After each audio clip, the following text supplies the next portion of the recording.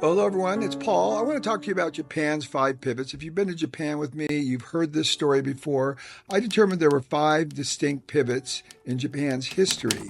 And those pivots were Japan was closed, they became open, then Admiral Perry came ashore, and then Emperor Meiji opened up to Western ideas and started adopting Western principles. Japan became very successful, and then they became Imperial Japan, militarized.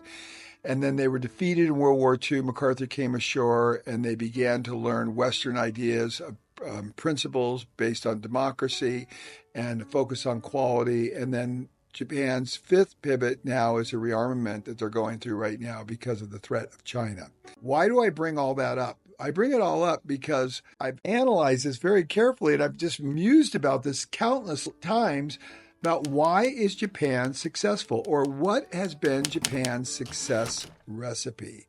And so this is what I determined it is. And this is just my own theory, and I wanted to share it with you because I think it could be very helpful to you. Number one, they went through these 3 cycles: survival, enlightenment, and then practice. So when Perry came ashore, they needed to open up the country, otherwise they'd be colonized or taken over by some European power. So they were focused on survival. And as a result of that, they opened up the country. Emperor Meiji, they became enlightened. They sent out a whole team of people all over the world for 2 years, and they became enlightened about Western ideas, principles, and science and engineering and so forth. And then they started practicing these ideas, and we know that clearly from Sakichi Toyoda. He learned much from the West, and then he started practicing these ideas and became very successful. We know about the Toyota Motor Company today was based on Sakichi's enlightenment and practice. Survival, enlightenment, practice. This seems to be a pattern. That was the pattern that happened when Japan went from closed to open. Then let's look at World War II. The same thing happened again: survival, enlightenment, and practice. Their country was completely destroyed, and now they were focused on survival again. Indeed, a large majority of the population was starving, and then MacArthur came ashore and started opening up to Western ideas and started teaching them principles about quality. Deming came, and Saracen and many other engineers from the United States, and started talking to the engineers and scientists of Japan, and they became enlightened. But they didn't just become enlightened, they started practicing these things. The president of Sony and founder of Sony thought that when he heard Deming speak, it was a semi-religious experience. He never thought the same way again because he started practicing this adherence to quality. And this, again, was the same pattern in World War II that it was when Perry came ashore: survival, enlightenment, and then practice. My success recipe, so I want to share with you a little funny. Maybe you'll think it's funny, maybe you won't. When I think about the way I used to look health-wise, I was not satisfied. Now, here's the point. Most of us are not going through a survival cycle. Most of us can go to the grocery store, get all the food we want, evidenced by my picture there, and we're not really thinking about survival. So we have to replace that survival concept, because in the current day and age, most people have just about everything they need. So what will we replace survival concept with? And that would be satisfied, not being satisfied. So if you're not satisfied, then you move into enlightenment. I read the book Eat, Move, Sleep. And then I started practicing exactly what they said: 10,000 steps a day, getting the sugar out of my diet, eating real food. And the result was astounding. In less than a year, I transformed myself, because first I wasn't satisfied. I was disgusted at looking myself in the mirror. Then I became enlightened. I read a book, and then I started practicing it: daily Kaizen, daily improvements, daily tweaking, and I changed my entire health outcome. So here's my success recipe. What would be your success recipe? So here's the concept. The question you have to ask yourself: are you satisfied, or are you deeply unsatisfied? So if you come to Japan, you might come here and be enlightened. But if you kind of go back and say, things are pretty good, why should I work that hard? Why should I really put that much effort into it? Things are pretty good. I can go to the grocery store and get anything I want. I got money in the bank. I can go on nice vacations. I drive a nice car. I have nice clothes. I got a nice family. I got a nice yard. I got a nice house. I got a nice everything. You're satisfied.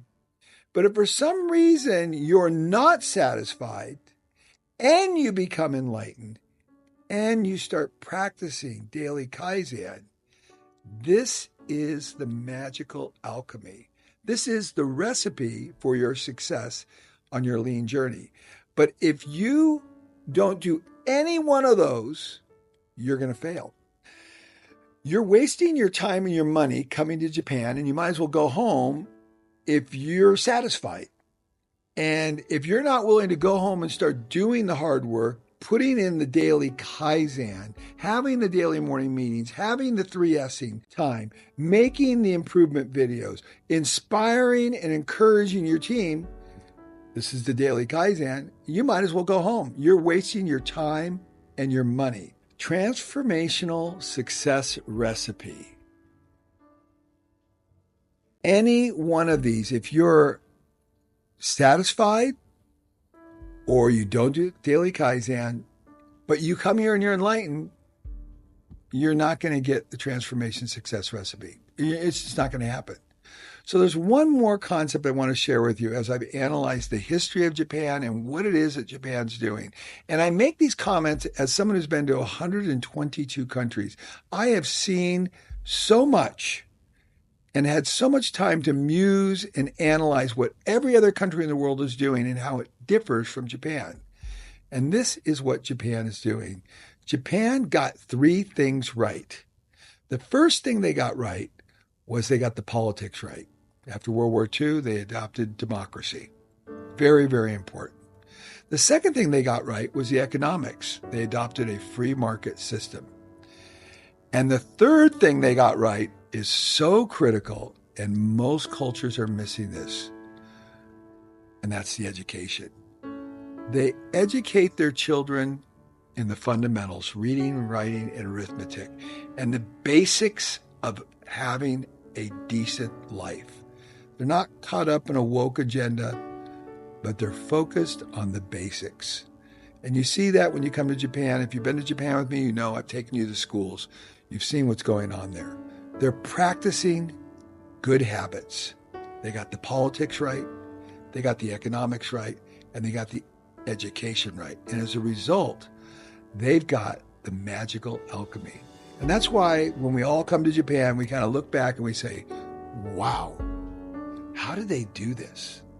You know, I've been to many other Asian countries, whether it be Thailand or Laos, Cambodia, Vietnam, China.